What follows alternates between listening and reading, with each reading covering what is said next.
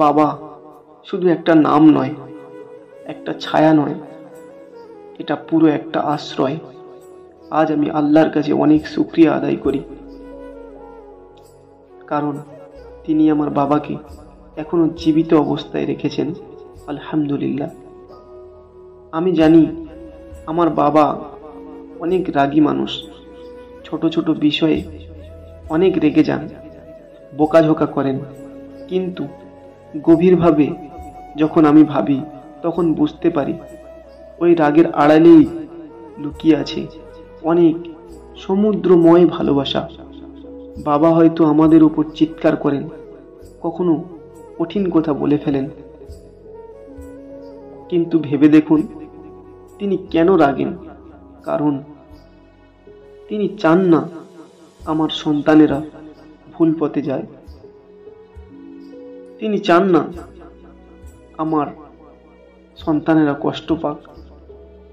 তিনি চান আমাদের সন্তানেদের জীবন অনেক সুন্দর হোক। রাগের ভেতরে থাকে এক অদৃশ্য মমতা।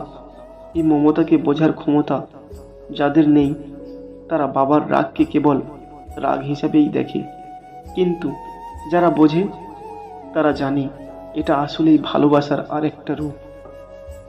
প্রিয় বন্ধুরা, আমরা অনেক সময় মায়ের ভালোবাসাকে সহজেই চিনে ফেলি, কারণ মা হচ্ছে নরম, মা চোখের পানি ফেলেন, মা বুক ভরে আদর দেন। কিন্তু বাবার ভালোবাসা একটু অন্যরকম। বাবা আমাদেরকে অনেক ভালোবাসেন, কঠোরতা দিয়ে, শাসন দিয়ে, পরিশ্রম দিয়ে।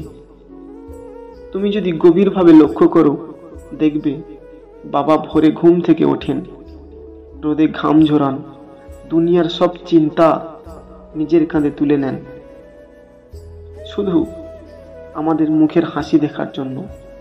এটাই কি ভালোবাসা নয়? আমার বাবা অনেক সময় রাগ করেন, কখনো মনে হয় কেন তিনি এত রাগী। কিন্তু কিছুক্ষণ পর মুহূর্তে বুঝতে পারি তার প্রতিটি রাগের ভেতরে লুকিয়ে আছে অজস্র ভালোবাসা। আমি আমার বাবাকে ভীষণ ভালোবাসি। তিনি যদি আমার ভিডিওটি দেখেন, তাহলে হয়তো একটু হলেও বুঝতে পারবেন যে আমি তাকে কতটাই ভালোবাসি। আমি আল্লাহর কাছে দুহাত তুলে শুধু একটা দোয়া করি, হে আল্লাহ, আমার আব্বাজানকে হায়াতে রাখুন, তার উপরে রহম করুন, তার সব কষ্ট সহজ করে দিন। বন্ধুরা, যাদের বাবা এখনো জীবিত আছেন তারা অনেক ভাগ্যবান, কারণ বাবার ছায়া হারিয়ে গেলে বোঝা যায় তার উপস্থিতি কতটা বড় আশীর্বাদ ছিল।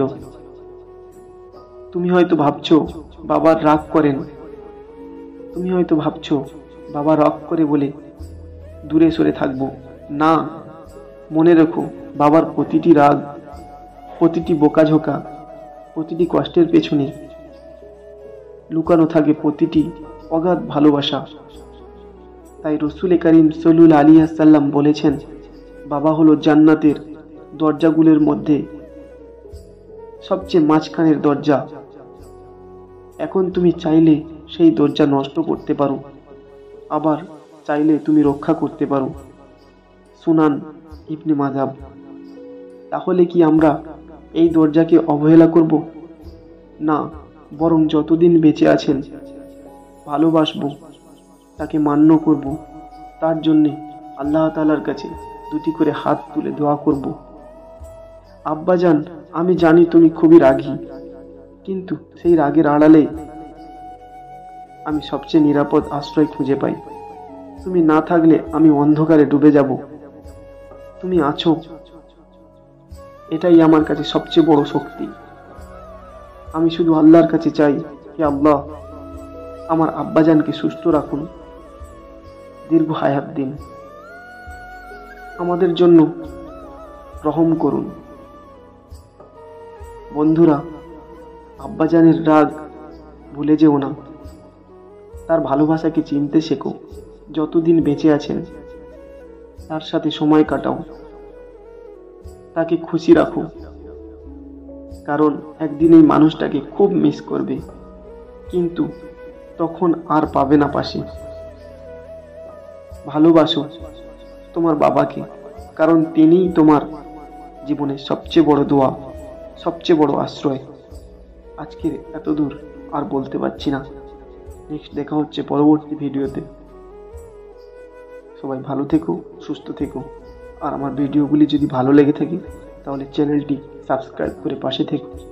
আসসালামু আলাইকুম ওয়া রাহমাতুল্লাহি ওয়া বারাকাতুহু।